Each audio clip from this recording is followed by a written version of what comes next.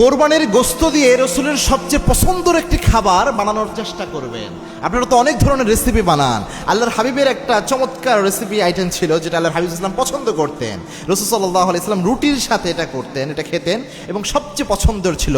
আয়েশা রাদিয়াল্লাহু তাআলা আনহা এটার ব্যাপারে একটা ফজিলত বর্ণনা করেছেন যে ফাদলুল আয়েশা আলান নিসা কা ফাদলিল সারিদু আলা সাইর তাআম, অর্থাৎ আয়েশা রাদিয়াল্লাহু তাআলা আনহার মর্যাদা বর্ণনা করতে যে এরকম এসেছে যে সারিদ যেমন সব খাবারের উপর মর্যাদা রয়েছে, আয়েশা রাদিয়াল্লাহু তাআলা আনহা নারীদের উপর এমন মর্যাদা এরকম পাওয়া যায়। মানে সারিদের যে গুণাগুণ খাবারের মধ্যে এটাই হাদিসে ইঙ্গিত আছে।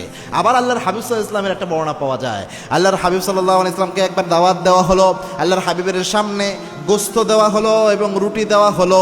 আল্লাহর হাবিব সাল্লাল্লাহু আলাইহি ওয়াসাল্লাম রুটিগুলাকে ছোট ছোট করে ছিঁড়ে আল্লাহর হাবিব সাল্লাম ওই গোস্তের মধ্যে চুবাইয়া দিলেন, গোস্তের মধ্যে চুবাইয়া দিলেন এবং ওই রুটিটা আল্লাহর হাবিব সাল্লাম পরে খেলেন। সুতরাং এটা চমৎকার একটি খাবার। আমরা রুটি গোস্ত খাই না অনেক সময়, আমরা যেটা খাই বড় অংশ রেখেই স্বাভাবিকভাবে গোস্ত ধরে ধরে খাই।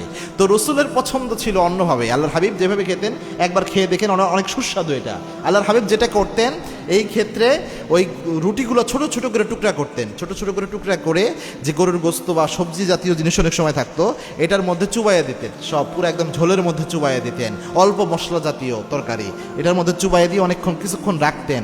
রাখার পর যখন একদম নরম হয়ে যেত, মিক্স আপের মতো হয়ে যেত তরকারির সাথে, এবং গোস্তরিটা মোটামুটি নরম রাখলে এটার সাথে যখন মিক্স আপের মতো হয়ে যাবে, আপনি যখন ওটা আলাদাভাবে খাবেন তখন মনে হবে একটু ভিন্ন টাইপের টেস্ট আপনি অনুভব করছেন।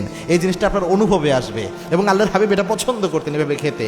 আবার রাসূল সাল্লাল্লাহু আলাইহি ওয়াসাল্লামের সামনে লাউ গোস্ত দিলে আল্লাহর হাবিব লাউ এখান থেকে বেছে খেতেন। আবার আল্লাহর হাবিব সাল্লাল্লাহু আলাইহি ওয়াসাল্লাম অনেক সময় খেজুর যেটা করতেন, দুধের মধ্যে খেজুর চুবাইয়া দিতেন, চুবাইয়া দিয়া কিছুক্ষণ রাখতেন, পরে ওইটা খাইতেন। এইভাবে আল্লাহর হাবিব সাল্লাল্লাহু আলাইহি ওয়াসাল্লাম চমৎকারভাবে নতুন একটা রেসিপির মতো করে নিয়ে এসে আল্লাহর হাবিব সাল্লাল্লাহু আলাইহি ওয়াসাল্লাম ইউনিকভাবে কিছু খাবার খেতেন। সুবহানাল্লাহি বিহামদিহি। এত রুচিকর একজন মানুষ ছিলেন মুহাম্মদ সাল্লাল্লাহু আলাইহি ওয়াসাল্লাম।